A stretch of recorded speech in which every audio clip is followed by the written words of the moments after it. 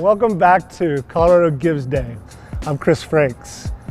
Very happy to be joined right now by one of the most notable charities that we've got an opportunity to interview today, Ms. Tamara Ryan of the Women's Bean Project. Tamara, welcome. Thanks, nice to see you. We appreciate you being here. I'll read a little bit about your organization. You could fill us in.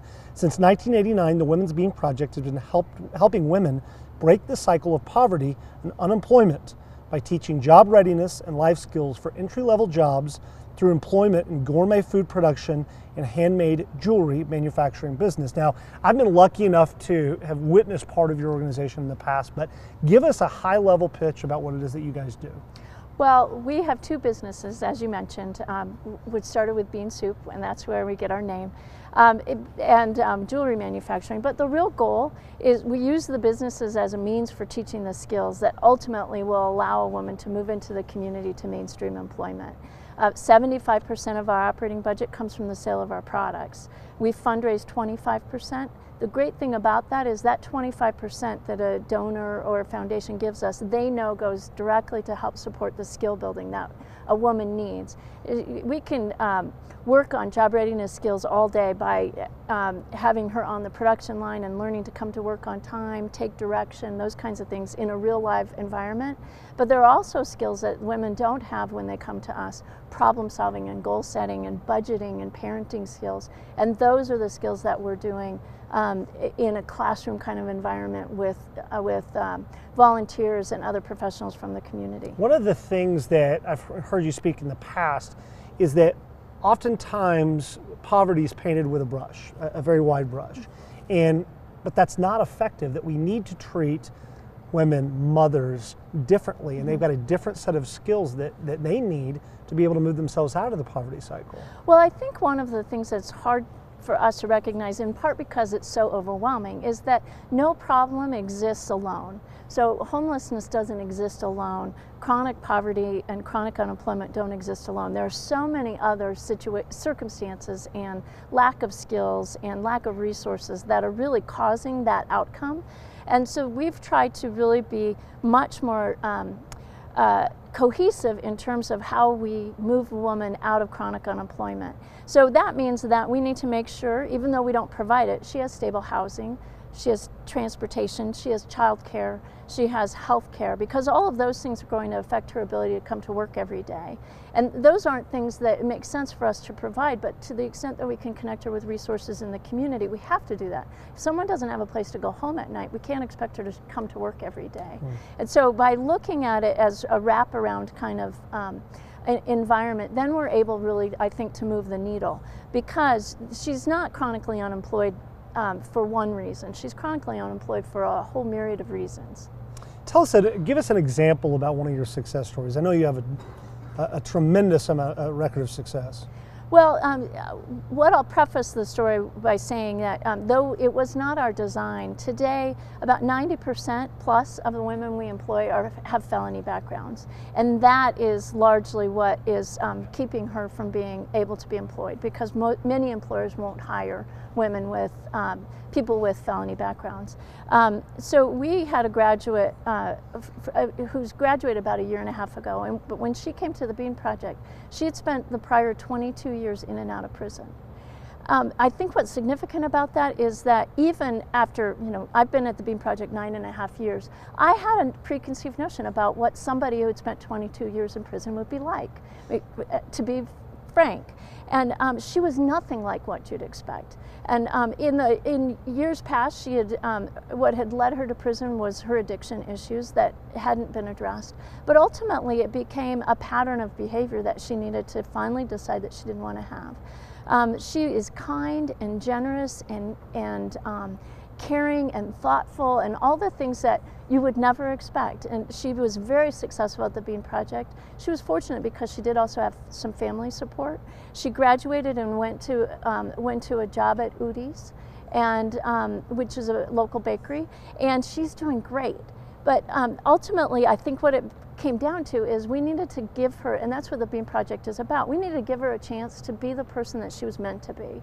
And over again, I sit across the table from women and they tell me about their backgrounds, and I'm looking at the woman and saying, seriously, you did that? Yeah. And what I've realized over time is that the woman who was the addict is not the woman who I'm sitting across the table from today. She has decided that she's going to have a different life, and she comes to the Bean Project because we're more concerned about her future than her past. Tell us, one of the other things I like particularly about your organization is there's multiple ways that I could support it.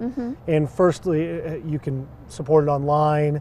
Today you're accepting donations through the Colorado Gives Day website, but there's multiple ways that you can support it. Talk about how I can use my gift giving power to support the Women's Bean Project. Well, that's a great opportunity, especially this time of year, for people who are going to give gifts anyway, or perhaps are going to holiday parties and would like to have a hostess gift. If you're going to give a gift anyway, we're a great choice, because not only do you get a great product, you're giving back.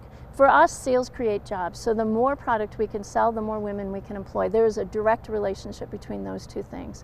So if someone who is watching us today would like to use their purchasing power for the holiday season, they can go to womensbeanproject.com and purchase a gift, or they can go, if they're in Denver, they can go to our location, which is 3201 Curtis Street.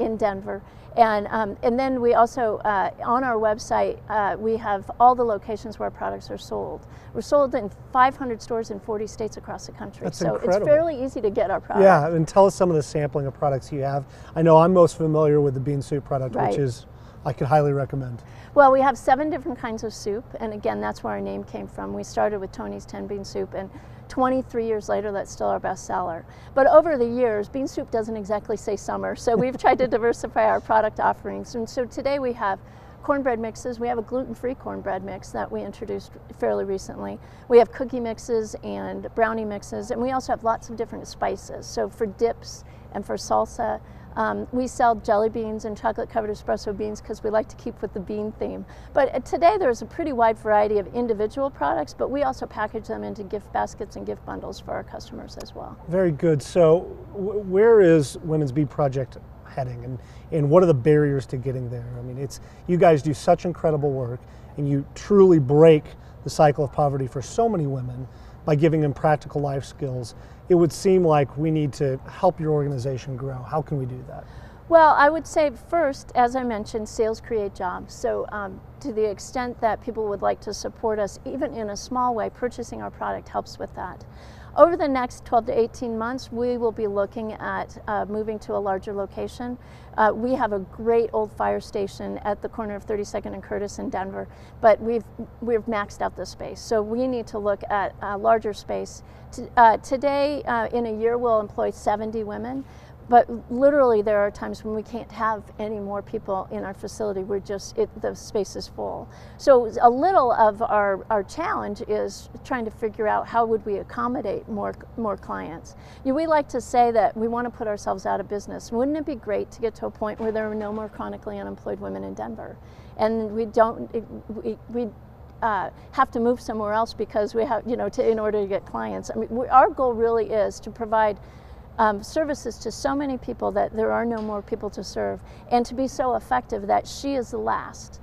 Our biggest fear is in 20 years we'll be serving the daughters of the women we serve today, and to us that's not acceptable. And I know that you have volunteer opportunities as well. Well, a lot of volunteer opportunities. In any given year, we might have as many as 300 volunteers who help us in a variety of ways. So many of our life skills classes are taught by volunteers. We have a job coaching program. Each woman who comes into the program is assigned a job coach, and that job coach holds her hand through the whole process of finishing the program and graduating and going out into mainstream employment.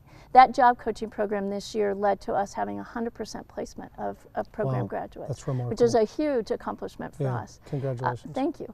Then also, there are other ways people can get involved. For instance, we have a program we call Bean Sprouts, and that's a way for groups, schools or teams or church groups to sell our product and make up to 35% of sales. So it's a great way to not only help themselves, say they're going on a class trip and they're trying to raise money for that, but also help the Bean Project by increasing our sales. Excellent. Tamara, thank you so much for your time today. We really appreciate Thank you you. coming in. Best of luck with the Women's Bean Project, Thanks so and we look much. forward to seeing amazing things happen for you in the new year. Thank you. Thanks. We'll be right back.